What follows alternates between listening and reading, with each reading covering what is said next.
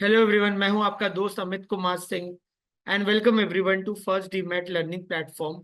तो आज इस सेशन में मैं बात करूंगा money management and risk management के बारे में। जैसा कि आप जानते हो कि जब भी हम लोग शेयर मार्केट में निवेश करते हैं तो आपको ये बात समझ में आनी चाहिए कि शेयर मार्केट में निवेश करना रिस्की होता है। रिस्की क्यों होता है? क्योंकि वहां पे कोई चीज गारंटीड नहीं है ना। तो अगर मैं कोई शेयर खरीद रहा हूँ 100 रुपए में, इसका ये मतलब नहीं है कि वो शेयर का दाम ऊपर ही जाएगा, चाहे मैं कोई भी लेवल का टेक्निकल्स या कोई भी लेवल का एनालिसिस फॉलो क्यों नहीं करता, है ना। क्योंकि ये बात समझिए कि जब भी हम लोग मार्केट में ट्रेड लेने जाते हैं तो हम या तो डिलीवरी में ट्रेड कर सकते हैं, या हम इंट्राडे में ट्रेड कर सकते हैं, या हम फ्यूचर में ट्रेड कर सकते हैं, या हम ऑप्शन में ट्रेड कर सकते हैं। हमारे पास बहुत सारे प्रोडक्ट्स हैं। जब हम ट्रेड लेने जाते हैं, हम ट्रेड लेने के लिए हम इक्विटी में ट्रेड कर सकते हैं, कमोडिटी में ट्रेड कर सकते हैं, हम लोग करेंसीज में ट्रेड कर सकते हैं, है ना। तो इतने सारे प्रोडक्ट्स में जब हम ट्रेड लेने जाते हैं और हमारे पास बहुत सारे फीचर्स होते हैं, वो डिपेंड करता है कि आप कितना रिस्की ट्रेड लेने जा रहे हो। वही अगर आप फ्यूचर ऑप्शन में ट्रेड लेते हो तो मुझे ये महसूस होता है कि आपको ये समझ में आता होगा कि फ्यूचर ऑप्शन में ट्रेड करना रिस्की होता है ना। क्यों रिस्की होता है? क्योंकि चाहे हम लोग लॉट में ट्रेड करते हैं या बहुत ज्यादा वोलेटाइल होता है ना, तो इसलिए हमारा प्रॉफिट लॉस भी बहुत ज्यादा फ्लक्चुएट करता है ना। वही अगर हम लोग शेयर में ट्रेड करें, वो भी डिलीवरी में ट्रेड करें, तो दिक्कत नहीं है ना। अगर आज भी लेवल आपका मीट नहीं हुआ तो कल मीट हो जाएगा, वो कोई। तो जब भी हम लोग ट्रेड की बात करते हैं, आपको ये समझ में आ रहा होगा कि स्टॉक मार्केट में ट्रेड करना रिस्की होता है। रिस्की क्यों होता है, वो फैक्ट मुझे लगता है कि वो आपको क्लियर हो गया होगा। तो जब भी हम लोग स्टॉक मार्केट में रिस्क मैनेजमेंट की बात करते हैं तो हम लोग इन्हीं पहलुओं पे ध्यान देने की कोशिश करते हैं कि अगर आप स्कैल्पिंग करते हो, या आप इंट्राडे ट्रेड कर रहे हो, या आप डिलीवरी में ट्रेड कर रहे हो, आपको एक बेसिक आइडिया होना चाहिए रिस्क का, कि आप किस तरह का रिस्क ले रहे हैं। तो चलिए मैं अपना स्क्रीन शेयर करता हूँ और उन रिस्क के बारे में थोड़ा और बात करते हैं।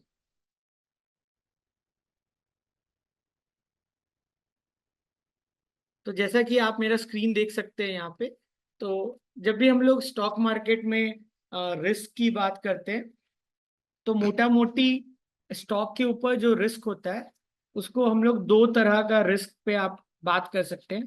या तो सिस्टमेटिक रिस्क होगा, वो स्टॉक के ऊपर दो तरह का रिस्क होता है, या तो सिस्टमेटिक रिस्क होता है या अनसिस्टमेटिक रिस्क होता है ना। तो जब भी मैं अनसिस्टमेटिक रिस्क की बात कर रहा हूँ, अनसिस्टमेटिक रिस्क का मतलब है कंसेंट्रेशन रिस्क।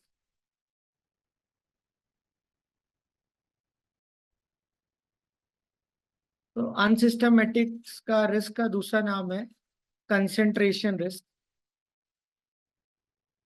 तो जब भी हम लोग अनसिस्टमेटिक रिस्क या कंसेंट्रेशन रिस्क की बात करते हैं, यहाँ पे हम लोग उन रिस्क के बारे में बात करते हैं जो कोई स्टॉक के ऊपर है ना, जिसको आप डाइवर्सिफिकेशन फॉलो करके मिनिमाइज कर सकते हो, है ना। वही अगर हम लोग सिस्टमेटिक रिस्क की बात करें, सिस्टमेटिक रिस्क को हम लोग बोलते हैं मार्केट रिस्क।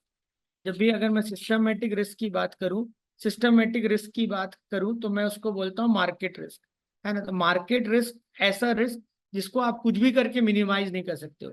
जैसा कि पॉलिटिकल टेंशन हो गया, ऑयल प्राइस हो गया, है ना, इंटर कंट्री प्रॉब्लम्स हो गए, फेडरल रिजर्व की पॉलिसीज क्या है ना। तो जब भी आप रिस्क की बात करते हो, किस तरह का रिस्क आपके स्टॉक के ऊपर हो सकता है, दो तरह का रिस्क होता है।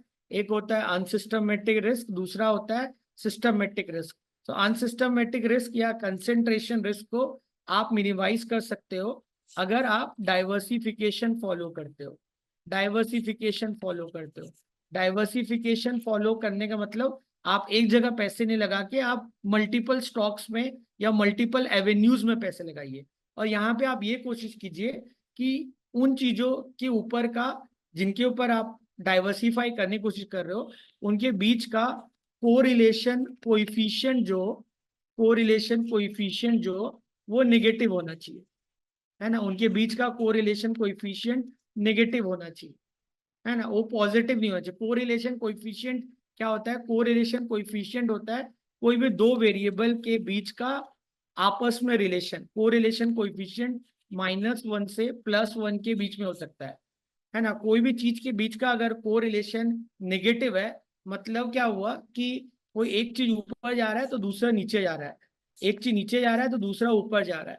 वही अगर इनके बीच का कोरिलेशन पॉजिटिव है, मतलब दोनों या तो एक साथ ऊपर जा रहे हैं या दोनों एक साथ नीचे जा रहे हैं, है ना। ये तब होगा जब आपका कोरिलेशन पॉजिटिव होगा। वही अगर आपका कोरिलेशन नेगेटिव है, तो मतलब क्या हुआ कि दोनों अपोजिट मूवमेंट दे रहे हैं। क्लियर है। तो आप जिन स्टॉक्स के ऊपर पोर्टफोलियो बनाना चाहते हो, आप उनके बीच का कोरिलेशन देख सकते हो। उनके बीच का कोरिलेशन नेगेटिव होना चाहिए। पॉजिटिव कोरिलेशन स्टॉक्स को लेके पोर्टफोलियो बनाने का कोई लॉजिक नहीं बनता है ना। आप कोरिलेशन कैसे निकाल सकते हो? उसके लिए आप मान लीजिए कि मैं एनएससी का डेटा जाता हूँ, मैं यहाँ पे NSEindia.com खोलता हूँ। यहाँ पे कोई भी दो स्टॉक ले लेता हूँ, मे बी एक स्टॉक लिया मैंने SBI, मैंने कोई एक स्टॉक लिया SBI। यहाँ पे मैं हिस्टोरिकल डेटा में गया, यहाँ पे मैंने एक साल सेलेक्ट किया, है ना। एक साल का मुझे डेटा मिल गया,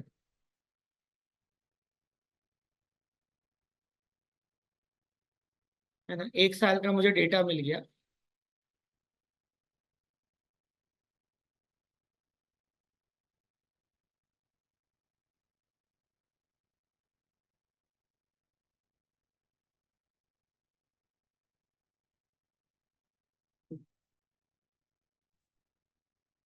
मैंने। आप NSE के वेबसाइट या याहू फिनेंस में जाके आप डेटा ले सकते हैं।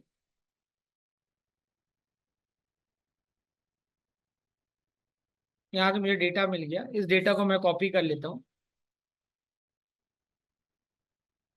ये डेटा को मैंने कॉपी किया, एक्सेल खोलता हूँ।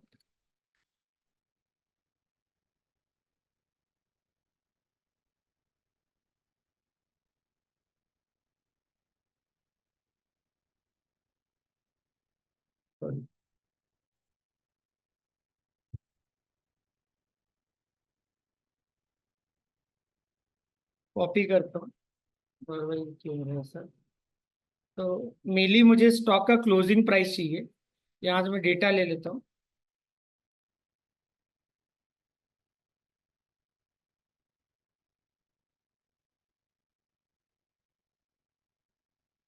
चलिए, यहाँ से ये डेटा काम नहीं कर रहा है। आप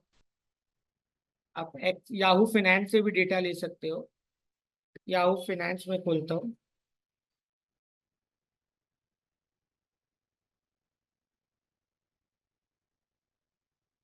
यहाँ पे मान लो मैंने SBI डाला, इंडियन स्टॉक का .NS लगा सकते हो, NSE का वो सिंबल है। यहाँ पे हिस्टोरिकल डेटा में गया,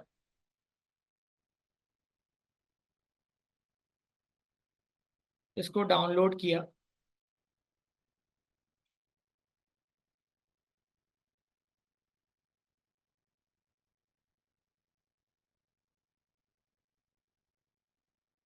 इसको कॉपी करके देखते हैं अगर ये कॉपी हो जाए।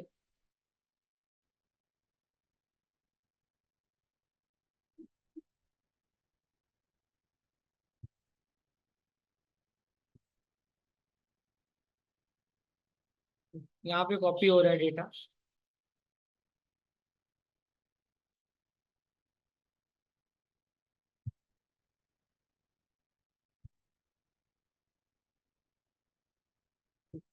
यहाँ पे डेटा कॉपी हो गया, एक साल का SBI का एक साल का डेटा कॉपी हो गया। ठीक है। और कोई दूसरा स्टॉक ले लेता हूँ, मान लो मैं इन्फोसिस ले लेता हूँ। यहाँ पे मैं जाके लिख देता हूँ Infi.NS।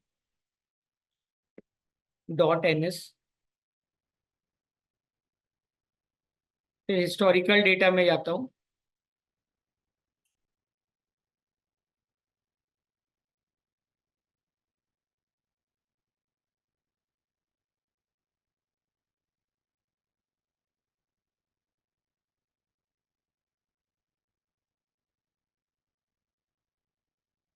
यहाँ से मैंने इन्फोसिस का डेटा कॉपी कर लिया।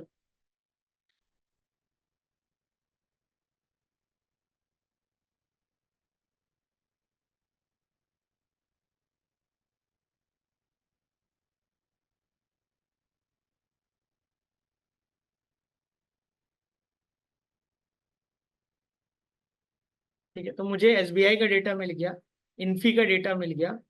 अब यहाँ पे कोरिलेशन कैलकुलेशन नाम का मैं शीट बना देता हूँ। तो यहाँ पे मैंने कोरिलेशन कोर कैलकुलेशन का शीट बनाया, यहाँ पे मैंने डेट कॉपी कर लिया,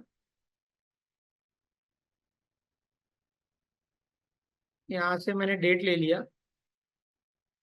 अब मैं एसबीआई का क्लोजिंग प्राइस ले लेता हूँ, एसबीआई का क्लोजिंग प्राइस ले लेता हूँ।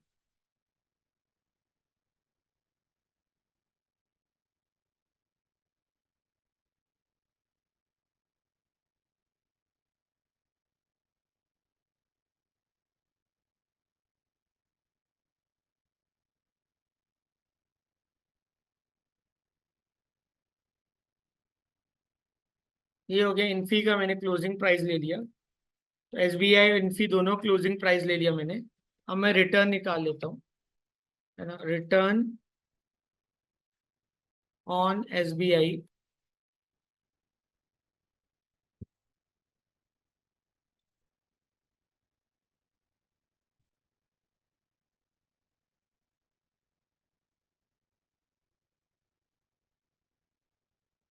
Return on Infy.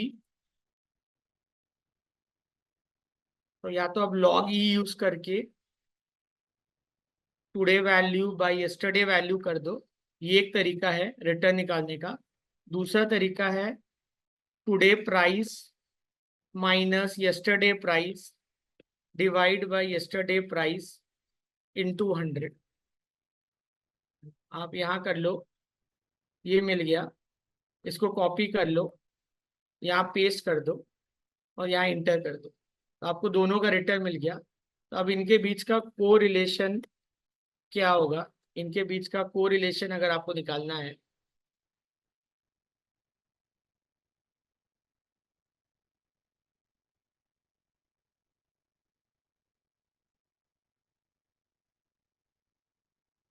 तो यहाँ पे मैं लिखूंगा कोरल। ये हो गया रिटर्न ऑन एसबीआई, कॉमा,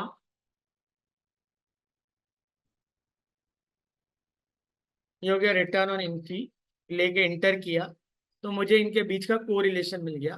तो एसबीआई और इन्फी है, अगर इनका मैं इनको लेके अगर पोर्टफोलियो बनाता हूँ तो बहुत ज़्यादा लॉजिकल नहीं होगा, क्योंकि ये दोनों पॉजिटिवली कोरिलेटेड है। तो आप ऐसे ही कोई भी दो स्टॉक्स को लेके आप पोर्टफोलियो बना सकते हो, और that will give you some sense, है ना। तो या आप, मुझे नहीं लगता कि आप इतना होमवर्क करोगे अगर आपको पोर्टफोलियो बनाना है। तो आपको तो ये तो पता है कि don't put all your eggs in one basket. तो द लॉजिक सेज दैट कि you have to create a portfolio of stocks जो भी नेगेटिवली कोरिलेटेड हो। तो आप कोई भी पैरामीटर यूज करके या कोई भी मैकेनिज्म यूज करके, कोई भी मॉडल यूज करके, अगर आपको कोई भी दो स्टॉक्स के बीच का कोरिलेशन मिल जाए, और अगर वो दो स्टॉक्स पॉजिटिवली कोरिलेटेड है, तो उनको लेके पोर्टफोलियो बनाना एज सच कोई सेंस नहीं बनता। तो आई बिलीव यह बात आपको समझ में आ गया होगा करके। Clear everyone? तो कोरिलेशन कोइफिशिएंट जब भी हम किसी दो वेरिएबल के बीच का निकालते हैं तो हमको उनके बीच का रिलेशन समझ में आ जाता है। और जब भी हम लोग को पोर्टफोलियो बनाना है तो हमको ये कोशिश करना है कि हम ऐसे स्टॉक्स को लेके पोर्टफोलियो बनाएं जिनके बीच का कोरिलेशन कोइफिशिएंट नेगेटिव हो। तो मैं उम्मीद करता हूँ कि ये बात आप लोगों को क्लियर हो गया होगा। तो coming back to this part, तो जब भी हम स्टॉक्स की बात करते हैं, है ना, यहाँ पे दो तरह का रिस्क होता है। एक होता है सिस्टमेटिक रिस्क और दूसरा होता है अनसिस्टमेटिक रिस्क।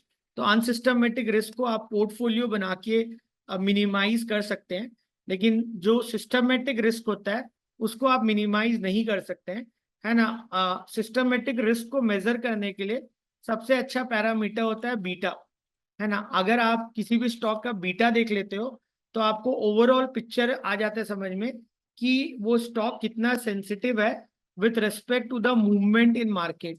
तो जब भी हम लोग बीटा की बात करते हैं, what is beta? Beta is the sensitivityness of the movement of stock,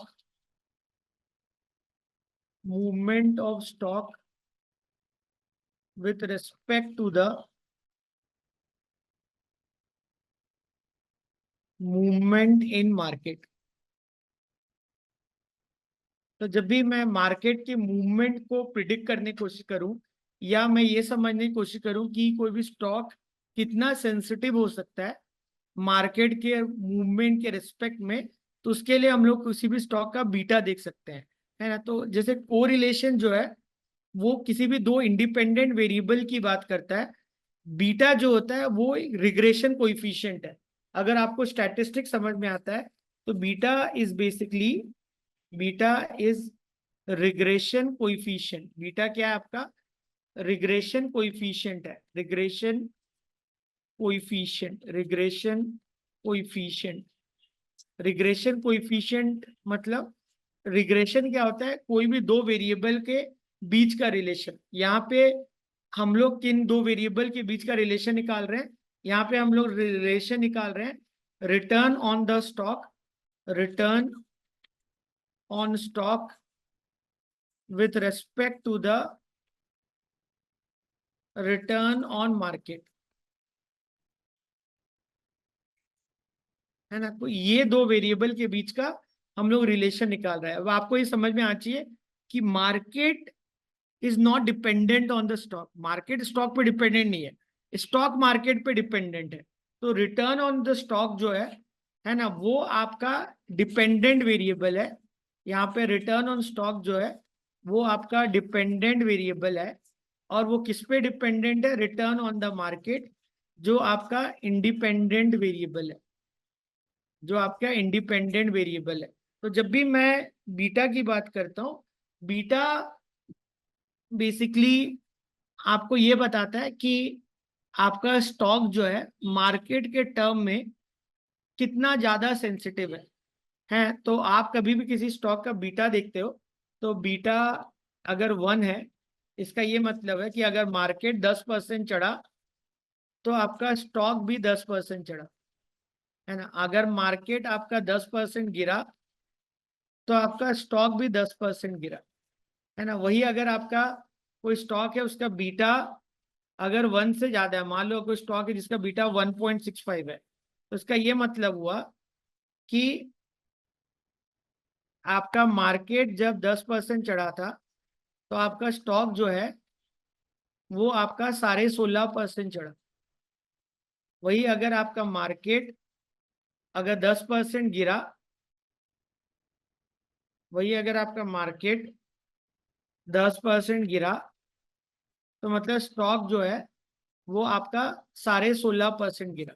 तो कोई भी स्टॉक जिसका बीटा 1 से ज्यादा है ना, वो सब एग्रेसिव स्टॉक्स होते हैं, है ना। तो ऐसा नहीं कि स्टॉक मार्केट में सब स्टॉक इक्वली रिस्की है ना। आप अगर एज ए रिस्कीनेस की बात करोगे तो आप ऐसे स्टॉक जिनका बीटा 1 से ज्यादा है आप उनसे दूरी बना सकते हो, है ना। जिन जिन भी स्टॉक का बीटा 1 से ज्यादा है वो मार्केट के टर्म में आपको ज्यादा रिटर्न देंगे, है ना। जैसे आप मिड कैप या स्मॉल कैप वाले स्टॉक अगर आप देखते हो, है ना, उन सब का बीटा आपको 1 से ज्यादा ही मिलेगा। तो वो क्योंकि मार्केट के टर्म में वो बहुत ज्यादा सेंसिटिव है ना, वो आपको बहुत ज्यादा वोलेटाइल रिटर्न देंगे। तो आप देखना जब भी निफ्टी चढ़ता है तो निफ्टी से ज्यादा आपका मिड कैप निफ्टी चढ़ेगा। जब भी आपका निफ्टी गिरता है तो निफ्टी से ज्यादा मिड कैप निफ्टी गिरेगा। तो आप ये बात समझना, अगर कोई 1 मंथ या 6 मंथ अगर आप देखते हो, अगर आपको दिखता है कि निफ्टी ने इतना परसेंट रिटर्न दिया है, मिड कैप निफ्टी उससे ज्यादा रिटर्न देगा आपको, या निफ्टी इतना परसेंट गिरा है तो मिड कैप निफ्टी उससे खराब रिटर्न देगा आपको। तो जब भी हम लोग स्टॉक्स की बात करते हैं तो ऐसा नहीं कि सब स्टॉक इक्वली रिस्की है, ये सब डिपेंड करता है बीटा पे।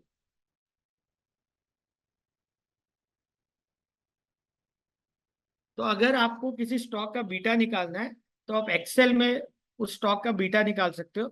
उसके लिए आपको स्टॉक का रिटर्न चाहिए और मार्केट का रिटर्न चाहिए, है ना। और फिर आप ये फॉर्मूला लगा दो, फिर आप ये फॉर्मूला लगा दो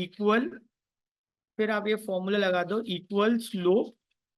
यहाँ पे एक्सेल आपसे पूछेगा नोन वाई, एक्सेल पूछेगा known Y comma known X. तो आप अगर स्लोप का फॉर्मूला लगाते हो, नोन वाई क्या हो जाएगा, नोन वाई हो जाएगा आपका, यहाँ पे नोन वाई हो जाएगा आपका रिटर्न ऑन स्टॉक, और नोन एक्स क्या हो जाएगा, नोन एक्स क्या हो जाएगा आपका return on market. Known x क्या हो जाएगा आपका रिटर्न ऑन मार्केट। ठीक है, तो यहाँ पे मैं डेटा लेने की कोशिश करता हूँ निफ्टी का। अगर मेरे पास पुराना डेटा हो, देखो मैं अपने डाउनलोड्स में जाकर देखता हूँ। अगर मेरे पास निफ्टी का पुराना डेटा हो, मिड कैप निफ्टी है, टीसीएस का रिटर्न निफ्टी का है, उसको मैं ओपन करता हूँ।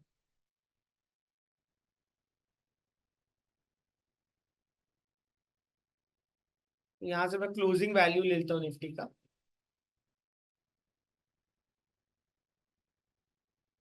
उसको एक्सेल में डाल देता हूँ। यहाँ पे मान लीजिए तो डेटा ही पूरा निफ्टी को कॉपी कर लेते हैं। इसको सब सेव कर लूंगा और सब आपको फॉरवर्ड कर दूंगा, आप लोगों के लिए एक डेटा हो जाएगा। तो यहाँ निफ्टी का वैल्यू मिल गया मुझे, निफ्टी डेटा।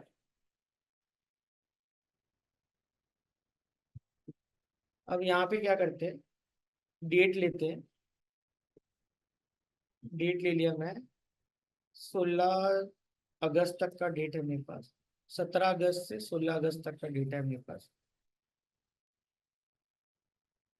यहाँ पे मैं निफ्टी का डेटा ले लेता हूँ, निफ्टी का क्लोजिंग वैल्यू लेता हूँ।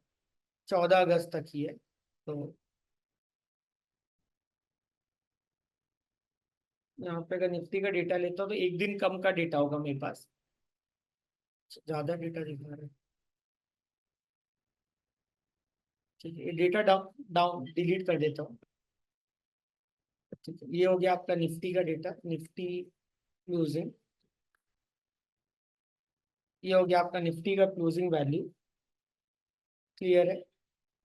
और फिर यहाँ से कोई भी स्टॉक ले तो मान लो मुझे इन्फोसिस का बीटा निकालना है, तो इन्फोसिस का डेटा मैं यहाँ से कॉपी कर लेता हूँ। अच्छा, इन्फोसिस का डेटा, चलो इसको इन्फोसिस का डेटा इधर डालना पड़ेगा। तो ये तीनों कॉपी कर लेता हूँ, एसबीआई को डिलीट कर दूंगा। यहाँ पे लेके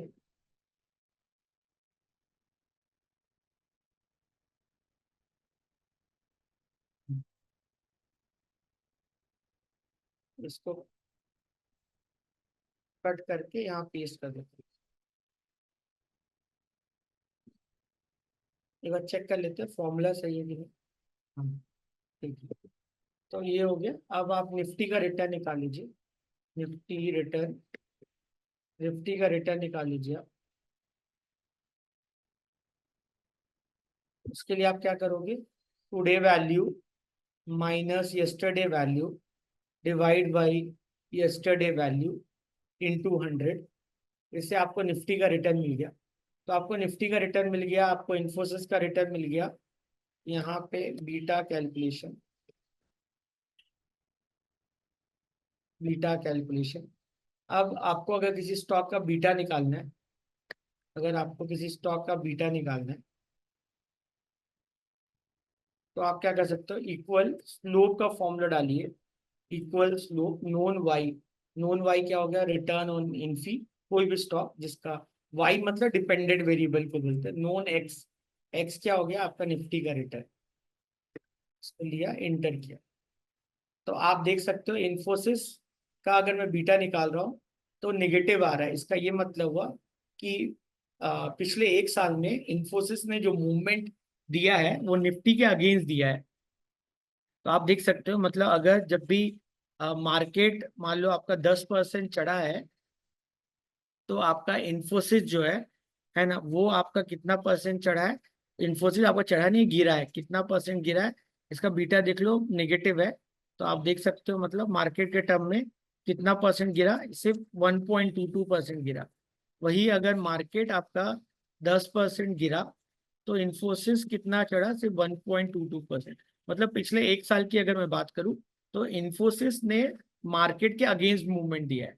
जनरली ऐसा होता नहीं है, लॉन्गर रन में आप देखोगे तो कोई भी स्टॉक जो होता है वो मार्केट के साथ उसका बीटा पॉजिटिव ही होता है। अब इन्फोसिस का अगर आप ऐसा ग्राफ देखोगे इन्फोसिस का, तो बहुत ज्यादा मार्केट के टर्म में बहुत अच्छा काम नहीं किया है इन्फोसिस ने। जैसे अगर मैं 5 साल का डेटा लेके देखता हूँ, मान लो यहाँ पे मैं इन्फोसिस देखता हूँ आपको, इन्फोसिस का डेटा अगर मैं 5 साल का मंथली डेटा लेके अगर उसका बीटा कैलकुलेट करूँ, तो आप यहाँ पे देख सकते हो इन्फोसिस का बीटा यहाँ पे दिखा रहा है 0.58, है ना। ये 5 साल का मंथली डेटा है।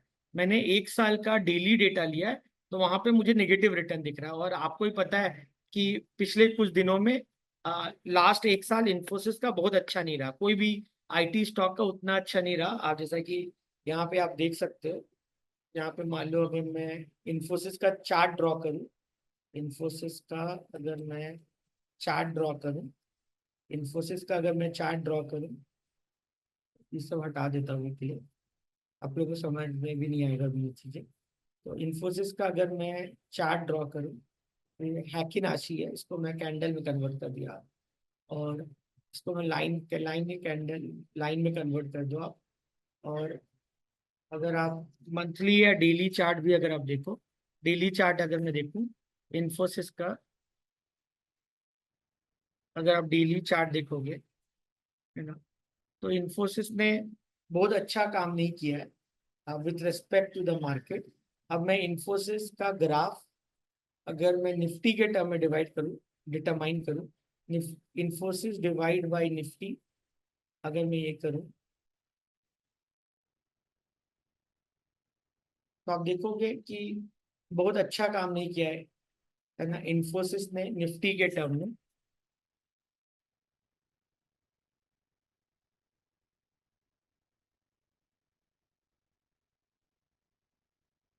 2024 की अगर मैं बात करूं, है ना, तो 2024 इस साल की मैं बात कर रहा हूँ, तो आप देखो पहले मतलब नेगेटिव रिलेशन था, मतलब इन्फोसिस गिर रहा था निफ्टी के टर्म में, है ना, नीचे डाउनवर्ड स्लोप मतलब नेगेटिव रिलेशन था।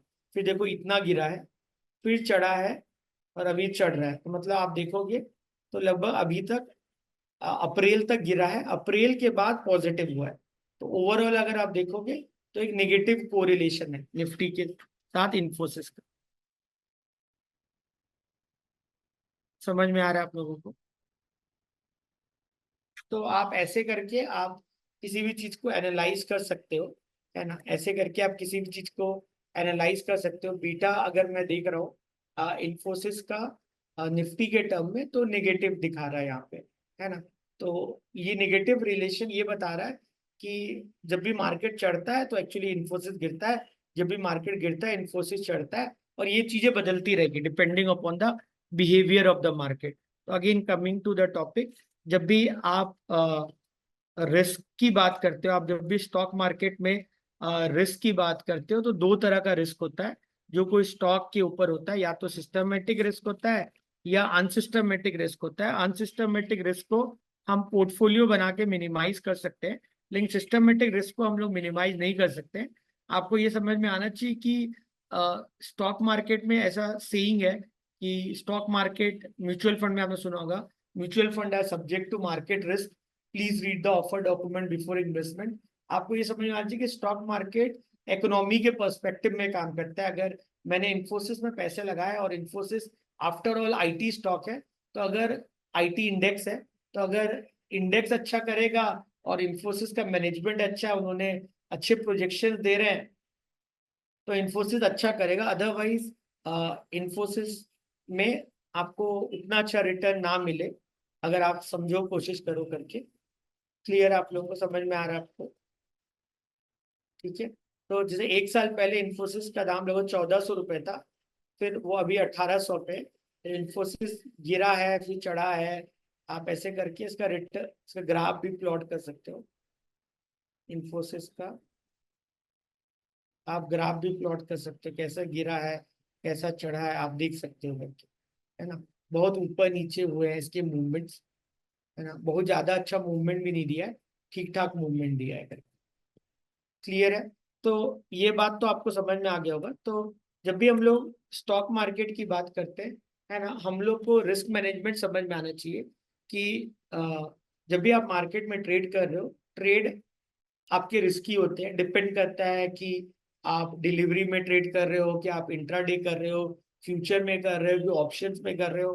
फ्यूचर ऑप्शंस में ट्रेड करते हैं तो रिस्की हो जाता है, ज्यादा लेवरेज हो जाते हैं। वहां पे आप एक शेयर्स में ट्रेड नहीं करते हो। जितने ज्यादा आपका लॉट साइज बड़ा होगा उतना ज्यादा आपका रिस्क ज्यादा हो जाएगा।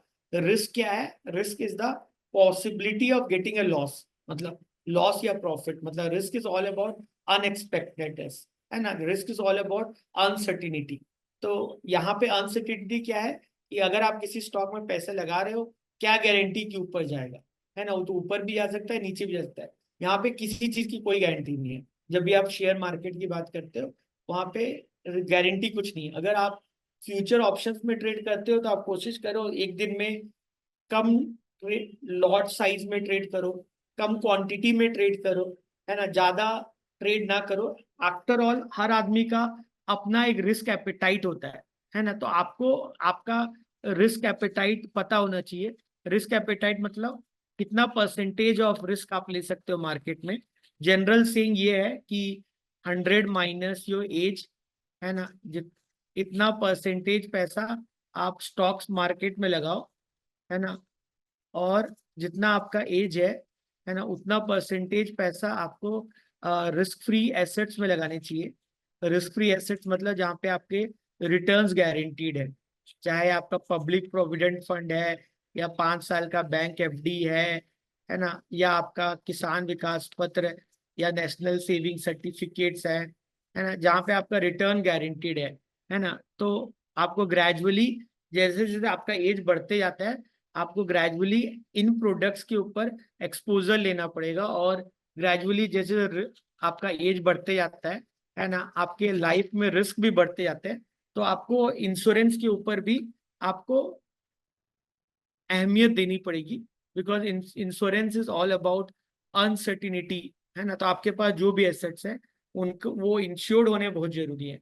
तो लाइफ इंश्योरेंस के ऊपर आपको एक्सपोजर लेना पड़ेगा, हेल्थ इंश्योरेंस लेना पड़ेगा, क्रिटिकल इलनेस प्लान लेने पड़ेंगे। आपके पास घर है, गाड़ी है, बंगला है, उनका आपको, है ना, नॉन लाइफ इंश्योरेंस लेने पड़ेंगे।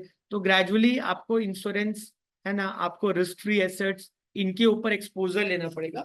स्टॉक्स में आपको एक्सपोजर लेना इसलिए जरूरी है क्योंकि stock market is a hedge against inflation, है ना। Stock market is a hedge against inflation.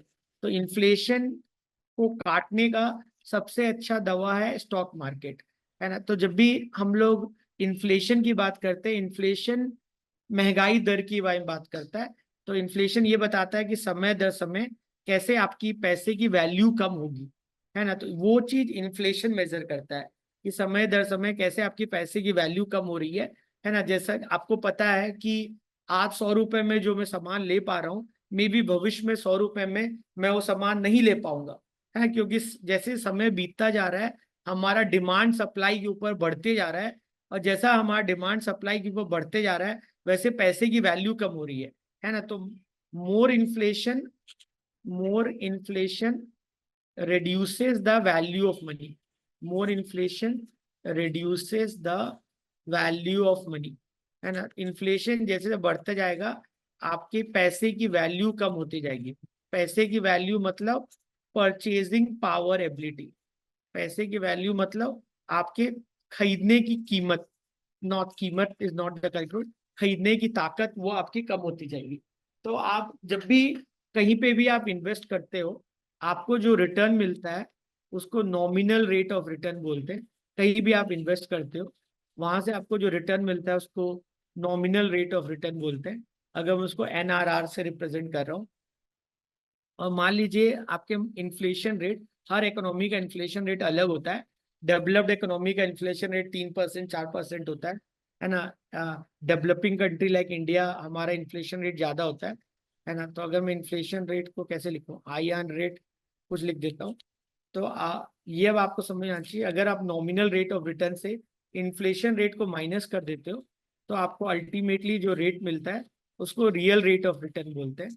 तो आप जब भी इन्वेस्ट करो, आपको मेक श्योर करना है कि आपको एक positive real rate of return मिले। अदरवाइज आपका इन्वेस्ट करने का कोई सेंस नहीं बनता है। इसको ज्यादा मैथमेटिकली हम लोग कैलकुलेट करते हैं। 1 + nominal rate of return, 1 + nominal rate of return is equal to 1 + inflation rate, 1 + inflation rate into 1 + real rate of return.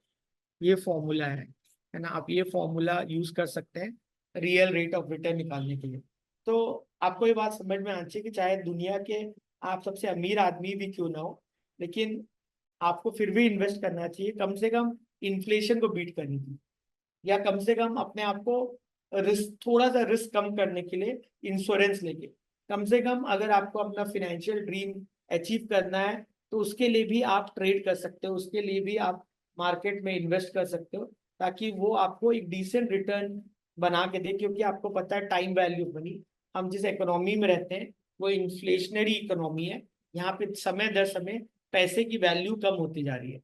तो जब आपको पता है कि पैसे की वैल्यू कम हो रही है, तो आपको कम से कम उसको ऐसे जगह डिप्लॉय करके रखना है जहाँ पे कम से कम वो आपको ऐसा रिटर्न दे ताकि वो कम से कम इन्फ्लेशन को तो बीट कर दे, है ना। देन वनली आपका investment will make some sense, है ना। इन्वेस्टमेंट ऑल्दो एक लंबे अवधि की प्रक्रिया है जहाँ पे हम अपना पैसा कम से कम 1 साल से ज्यादा अंतराल के लिए रखते हैं, है ना। तो आप अगर कोई स्टॉक के ऊपर भी अगर आप पैसे डालते हो लंबे अंतराल के लिए, वो डेफिनेटली आपको अच्छा रिटर्न देगा।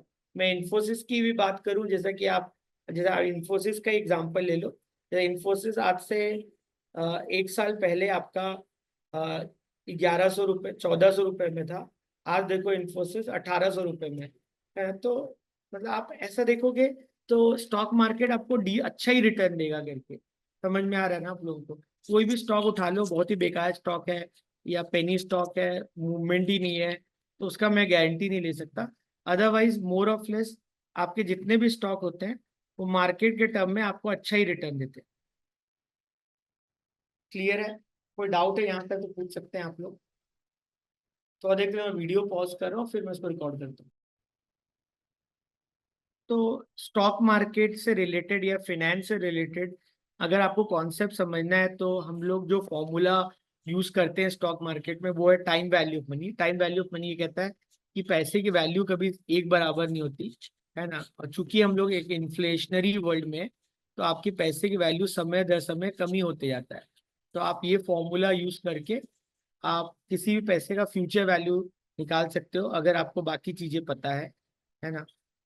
तो ये आप फॉर्मूला यूज कर सकते हो, कंपाउंड इंटरेस्ट बेस्ड फॉर्मूला है ना। Future value is equal to present value into 1 + rate of interest to the power time, है ना। या अगर आप एफडी उडी में निवेश कर रहे हो या आप लमसम इन्वेस्टमेंट कर रहे हो, या वहां पे आप ये फॉर्मूला यूज कर सकते हो, है ना, अपना फ्यूचर वैल्यू निकालने के लिए, है ना। मान लो मैंने एफडी में 1 लाख रुपए डाला और एफडी मान लो 6% रिटर्न दे रहा है। तो मान लो मैंने एफडी में 1 लाख रुपए डाला और मान लो आपका एफडी जो है वो आपका 6% रिटर्न दे रहा है पर एनम। तो मान लो कि 7 साल बाद ये पैसा अगर मैं निकाला तो मुझे कितना पैसा मिलेगा, अगर आपको ये जानना है तो आप सिंपल ये फॉर्मूला डालो, 1 lakh future value is equal to present value 1 + 6% to the power time. आप ये निकालोगे आपको फ्यूचर वैल्यू मिल जाएगा। क्लियर है आप लोगों को? हाँ। तो सिंपल सा कैलकुलेशन है, आप करोगे आपको तुरंत आंसर मिल जाएगा। या आप इसी चीज को करना है तो आप एक्सेल में इक्वल एफ बी डालो। रेट क्या है आपका? 6% है। टाइम क्या है आपका? 7 साल। पीएमटी होता है एन्यूटी। एन्यूटी मतलब जब जब आप एसआईपी करते हो, एसआईपी तो है नहीं, वन टाइम इन्वेस्टमेंट है। कितना डाला मैंने? 1 लाख। 1 2 3 4 5, यहाँ पे जीरो डाल देना। जीरो मतलब होता है एंड। तो ये आ जाएगा 1,50,363.03, है ना। या आप ऐसे कैलकुलेट करो या ये करो, एक ही बात। अगर अब मैं आप ऐसे भी करके आपको दिखाऊं तो वही आंसर आना है। 1 lakh 1 2 3 4 5 into 1 + 6% to the power 7, है ना। यही आंसर आएगा।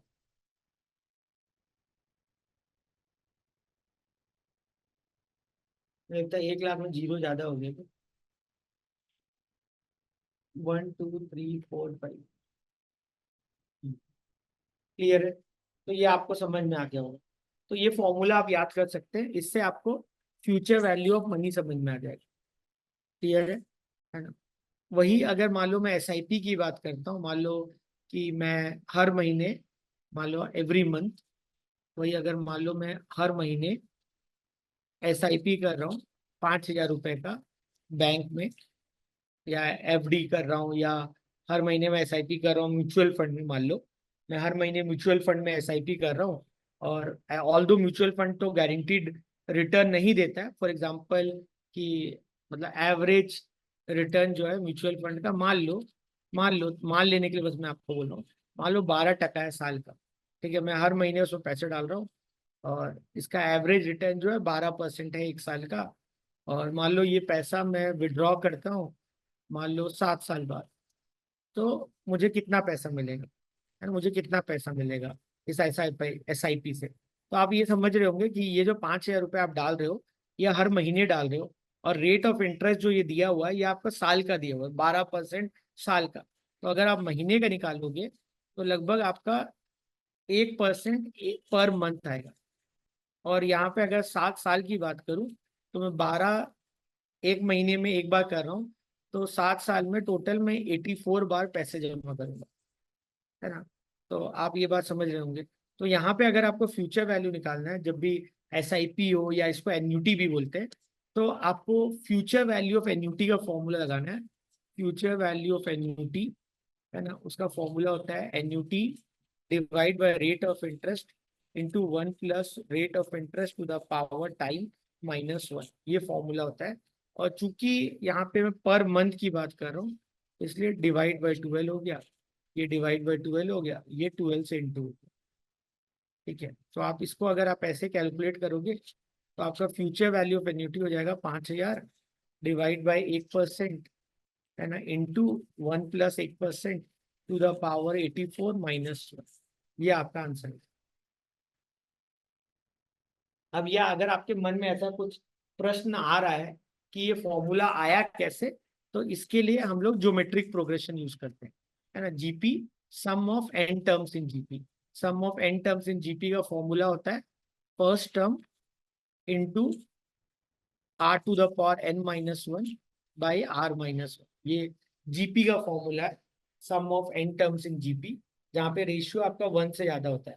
अब अगर आप ये सोच रहे हो जीपी क्या होता है भैया, तो आप बस फॉर्मूला रट लो, है ना, अदरवाइज कोई प्रॉब्लम नहीं है। आप इसको फॉर्मूला जीपी क्या होता है, ऐसा सीरीज अ, जहाँ पे रेशियो सेम होता है, sum of n terms in GP, ये फॉर्मूला है, मैं आपको बस दिखाने के लिए कर रहा हूँ।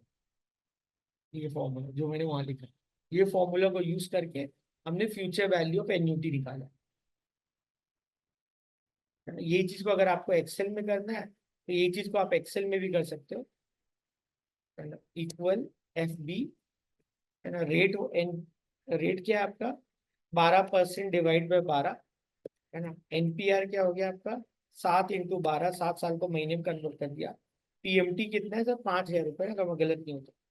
प्रेजेंट वैल्यू कुछ नहीं है, कुछ पैसा स्टोर नहीं है, एट द एंड है। अगर बिगनिंग दिया होगा तो आप वहां पे 1 कर देना, ये आपका आ जाएगा 6,53,000।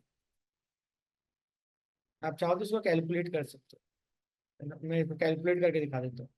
1.01 टू द पावर 84 क्या होगा, 1.01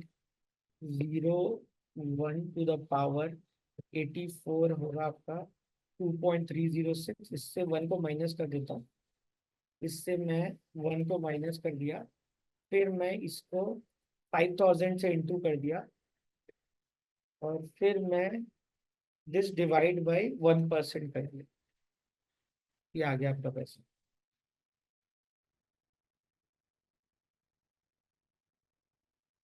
क्लियर है? मैं उम्मीद कर रहा हूँ आपको समझ में आ रहा होगा करके।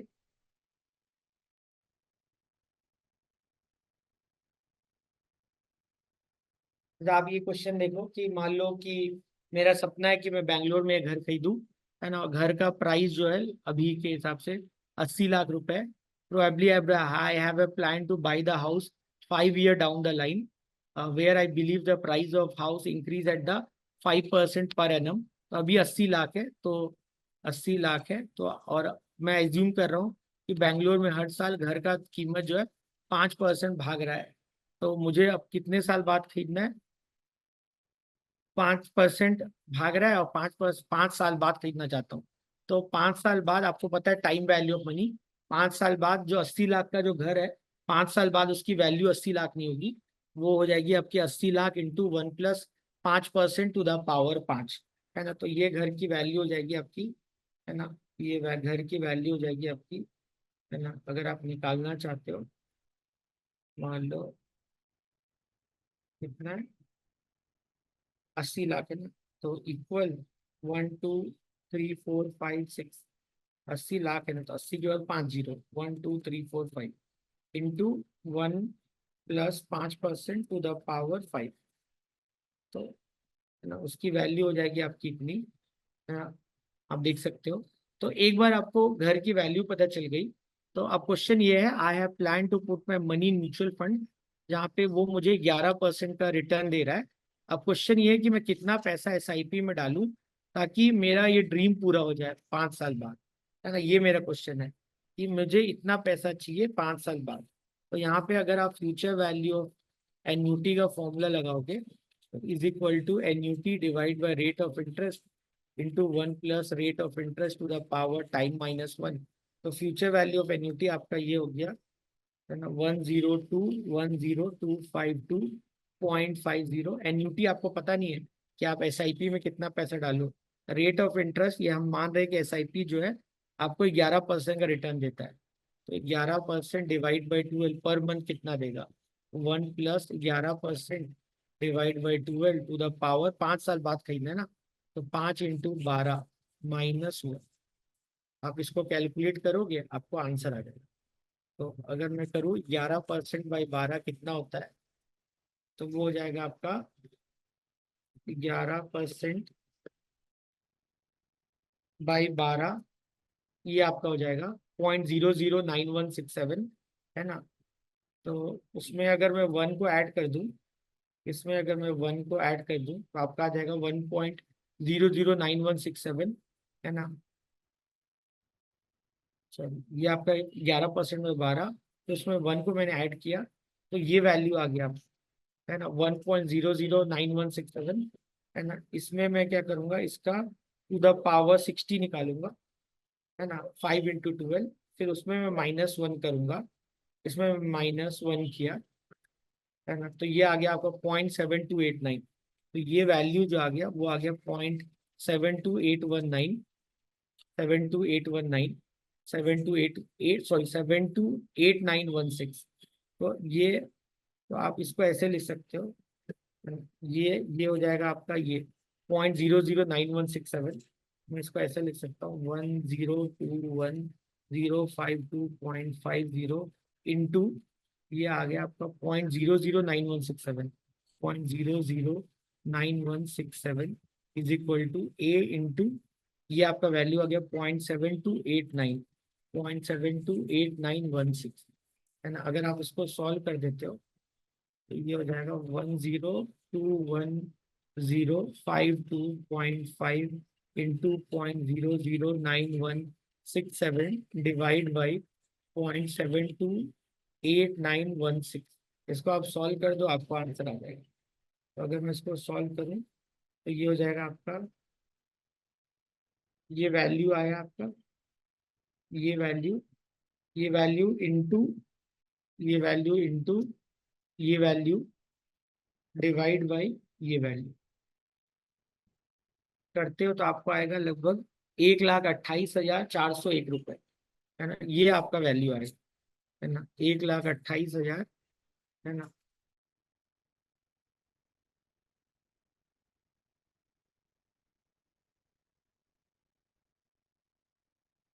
हम्म,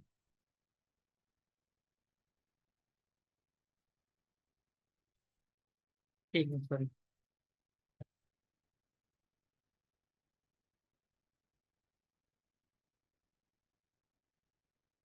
अभी ईएमआई उमाई जोड़ दिए उन लोगों ने। तो यहाँ पे अगर आप कैलकुलेट करोगे तो आपका, यहाँ पे आपको आपको कितना पैसा डालना पड़ेगा, आपको 1,28,401 रुपये। तो अगर आप लोग 1,28,401 रुपये 0.65 अगर आप हर महीने म्यूचुअल फंड में डालते हो, है ना, तो 5 साल बाद आपको आपका घर मिल जाएगा, जो लगभग है ना कितने लाख का है।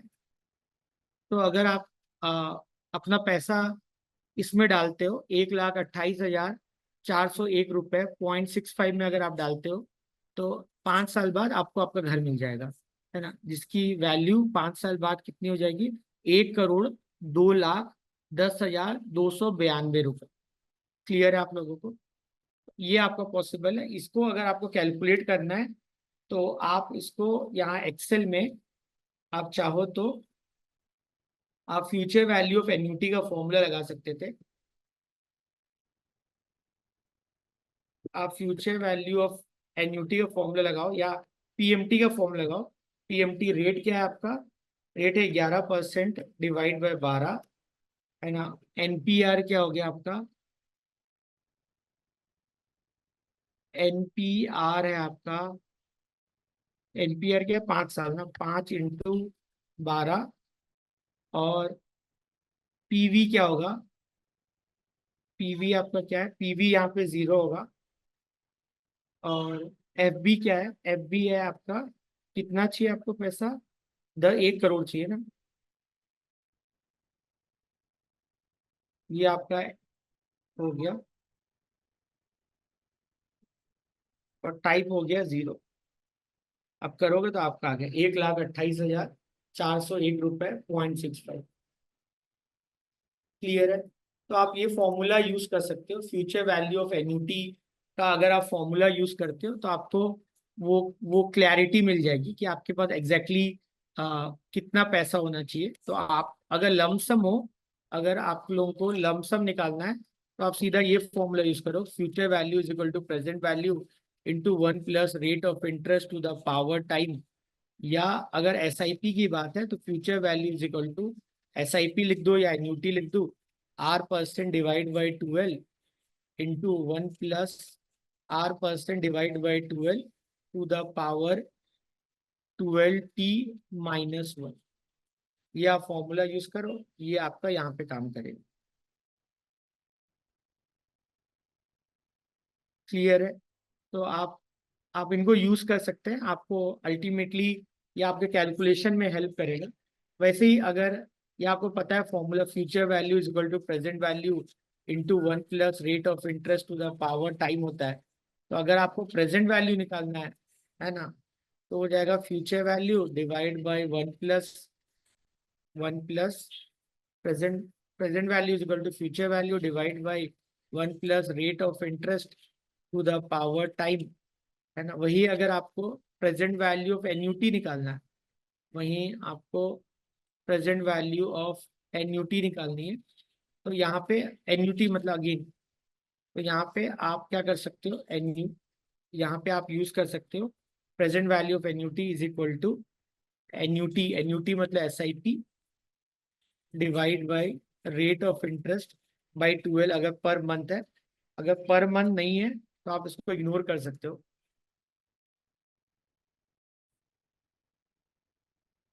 तो भैया अगर आपको प्रेजेंट वैल्यू ऑफ एन्युटी निकालना है तो वो हो जाएगा, वही जीपी को हम लोग यूज करके sum of n terms in GP. तो present value of annuity is annuity divide by rate of interest 1 + rate of interest to the power time -1 divide by 1 + rate of interest to the power time. यहीं पे अगर per month की बात होती तो ये हो जाएगा R% डिवाइड बाई 12, हो जाएगा R% divide by 12 to the power 12t, 1% divide by 12 to the power 12t। तो अगर पर मंथ हो तो इसी चीज को हम लोग लोन के लिए भी यूज करते हैं। अगर आपको लोन का एसआईपी निकालना है या लोन का ईएमआई निकालना है तो loan is equal to EMI divide by R% divide by 12 into 1 + R% divide by 12 to the power 12t - 1, this whole divided by 1 + R% divide by 12 to the power 12t। आप ये formula use करोगे तो आप loan का EMI निकाल सकते हो आराम से। जैसे कि आप यहाँ पे देख सकते हो, मान लो ऐसा कोई एग्जांपल दिया है आप इसको पढ़ लोगे आपको समझ में आ जाएगा। ये मटेरियल मैं आप लोगों को फॉरवर्ड कर दूंगा। यहाँ पे बस मैंने वही फॉर्मूला यूज किया है कैलकुलेट करने के लिए। तो ये डिस्ट्रॉट हो गया है। आप उसको देखोगे, आप एक्सेल में ये चीज़ों को बहुत आराम से कर सकते हो, है ना। एक्सेल में बस, है ना, आप लोग को पीएमटी का फॉर्मूला डालोगे, आपको सब बन जाएगा। एक्सेल में अगर आपको लोन का ईएमआई निकालना है, कुछ भी करना है, आप पीएमटी का फॉर्मूला यूज करो, है ना। रेट कितना हो गया, मान लो बैंक आपसे 11% का लोन ले रहा है, या रेट ऑफ इंटरेस्ट चार्ज कर रहा है। टी हो गया, टाइम हो गया, कितने साल के लिए, 8 साल, 12 साल, मान लो 9 साल का लोन है, 9 × 12, है ना। और पीवी, पीवी मतलब आपका लोन कितने का, मान लो 9 लाख का लोन है, 1 2 3 4 5, माइनस साइन लगा करना, एफ फ्यूचर वैल्यू जीरो कर देना, टाइप जीरो कर देना, इंटर करोगे आपको लोन का ईएमआई आ जाएगा। वही चीज को अगर आप यहाँ पे ऐसे कैलकुलेट करो, 9 लाख, 9 लाख लोन है, equal to EMI divide by rate of interest. EMI 11% था आपका रेट ऑफ इंटरेस्ट, तो 1 + 11% to the divide by 12। Time कितने साल के लिए आपने लोन लिया है? कितने साल के लिए लोन था आपका? 9 साल के लिए। 9 × 12 -1 whole divide by 1 + 11% by 12 to the power 9 × 12। आप इसको कैलकुलेट करोगे आपको ईएमआई निकल जाएगा। तो आप या तो इतना मैथमेटिकली करो, या एक्सेल में आप पीएमटी फॉर्मूला यूज करोगे, आपको एक ही चीज आ जाएगा। पीएमटी फॉर्मूला यूज करो, यहाँ पे जो भी रेट ऑफ इंटरेस्ट अगर पर एनम दिया है, तो उसको डिवाइड बाय 12 कर दो, एनपीआर टाइम होता है, उसको मल्टीप्लाई बाय 12 कर दो, है ना, पर मंथ है। और फिर पीवी, पीवी मतलब आपका जो भी लोन है, वो आप लिख लो माइनस साइन लगा के, फिर ये जीरो डाल देना, फिर आप ये जीरो डाल देना, इंटर करोगे आपको आंसर आ जाएगा। क्लियर है? तो जब भी हम लोग रिस्क मैनेजमेंट या मनी मैनेजमेंट की बात करते हैं, तो बेसिकली यहाँ पे हम लोग पैसे की बात कर रहे हैं। तो पैसा, पैसा आपको समझ में आ रहा है कि वो दो प्रिंसिपल पे वर्क करता है, more risk more return, more risk more return, है ना। और दूसरा प्रिंसिपल होता है टाइम वैल्यू ऑफ मनी। दूसरा प्रिंसिपल होता है time value of money. Time value of money ये कहता है कि पैसे की वैल्यू सेम नहीं होती है ना, वो टाइम के हिसाब से बदलते रहती है ना। तो यहाँ पे आप बेसिक जो फॉर्मूला है, future value is equal to present value into 1 + rate of interest to the power time. अगर आप ये फॉर्मूला यूज करोगे तो आपको क्लैरिटी मिल जाए उस चीज की। क्लियर है? कोई डाउट है तो आप डाउट पूछ सकते हैं।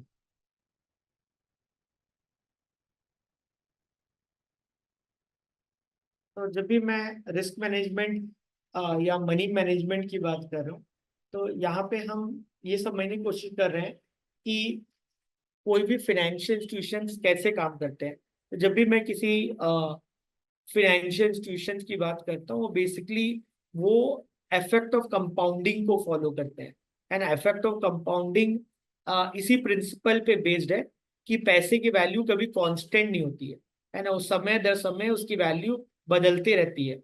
और जब भी हम लोग रेट ऑफ इंटरेस्ट की बात करते हैं, वहां पे हमको इंटरेस्ट ऑन इंटरेस्ट मिलता है ना। तो इसी चीज को आप कोई भी प्रिंसिपल्स या कोई भी लॉजिक में, या आपने रिटायरमेंट प्लानिंग करनी है, या आपको इन्वेस्टमेंट गोल्स डिस्कस करने हैं, आप कैसे भी किसी भी पर्सपेक्टिव में इनको आप यूज कर सकते हो।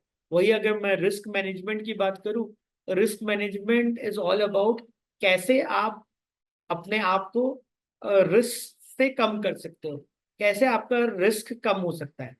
Risk is the part and parcel of our life, है ना। आप रिस्क से दूर नहीं जा सकते हो, है ना। आप आप जब भी रिस्क को मेजर करना चाहते हो, तो आपको ये समझ में आना चाहिए कि आपके अराउंड क्या क्या चीजें हैं जो आपको इफेक्ट करती है, चाहे वो लाइफ फॉर्म ऑफ एसेट होंगी या non life form of asset होंगे। उन लाइफ फॉर्म ऑफ एसेट या non life form of assets को आपको इंश्योरेंस लेना पड़ेगा उनके लिए, है ना। चाहे आप इंश्योरेंस का टर्म प्लान लो, या आप एंडोयमेंट प्लान लो, या लाइफ इंश्योरेंस लो, है ना, या आप क्रिटिकल इलनेस प्लान लो, राइडर्स लो, इनके ऊपर हेल्थ इंश्योरेंस लो, है ना, जिनका 1 साल का लाइफ होता है। आपके पास जो भी एसेट्स है, नॉन लिविंग एसेट्स है, आप उनका इंश्योरेंस कराओ, जिनकी लाइफ भी 1 साल होती है। तो आपको बेसिकली ये चीज समझनी पड़ेगी कि आप कितना परसेंटेज ऑफ रिस्क ले सकते हो मार्केट में, आपका एज क्या है, क्या क्या चीजें जो आपके अराउंड सेंसिटिव है, और ग्रेजुअली आपको कोशिश करनी है कि आप अपना इन्वेस्टमेंट जो है, कुछ फॉर्म ऑफ योर इन्वेस्टमेंट आप रिस्क फ्री एसेट में करो, कुछ form of investment risky assets में करो। अगर आप रिस्की एसेट्स में इन्वेस्ट करते हो तो ऑटोमेटिकली आपको स्टॉक मार्केट का सहारा लेना पड़ेगा। जब आप स्टॉक मार्केट के तरफ जाते हो, जब भी आप स्टॉक मार्केट के तरफ जाते हो, तो वहां पे मैटर क्या करेगा कि हर स्टॉक जिनके ऊपर आप पैसे लगाते हो वो इक्वली रिस्की नहीं है। उनका रिलेशन क्या है मार्केट का के साथ, वो समझने के लिए आप उनका बीटा देख सकते हो। जब आप पोर्टफोलियो बनाते हो तो एक स्टॉक्स और दूसरे स्टॉक्स के बीच का रिलेशन देखने के लिए आप कोरिलेशन कोएफिशिएंट देख सकते हो, है ना। आफ्टर ऑल बहुत ज्यादा भी डाइवर्सिफाई नहीं कर देना है ना, एक लिमिटेड रिस्क को लेके आपको डाइवर्सिफाई करना है। और आपको ये बात समझ में आनी चाहिए, आप कुछ भी कर लो, मार्केट रिस्क को तो आप मिनिमाइज नहीं कर सकते। क्लियर है, समझ में आ रहा है आप लोगों को? तो आई बिलीव कि इस सेशन में हमने जो भी डिस्कस किया वो आपको समझ में आया होगा। With that faith in my mind कि इट्स टाइम दैट कि I should wind up this session. Thank you everyone, I will see you all next video. God bless you, bye.